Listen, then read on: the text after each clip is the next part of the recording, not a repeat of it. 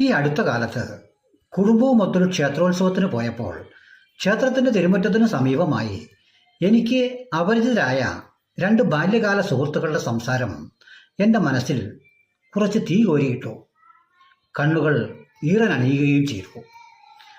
അവരുടെ പേരുകൾ ഇവിടെ പ്രതിപാദിക്കുക എന്നുള്ളതിന് വിലക്കുള്ളതുകൊണ്ട് ആ പേരുകൾ ഞാൻ ഒന്നാമൻ രണ്ടാമൻ എന്ന് കൊടുക്കുകയാണ്.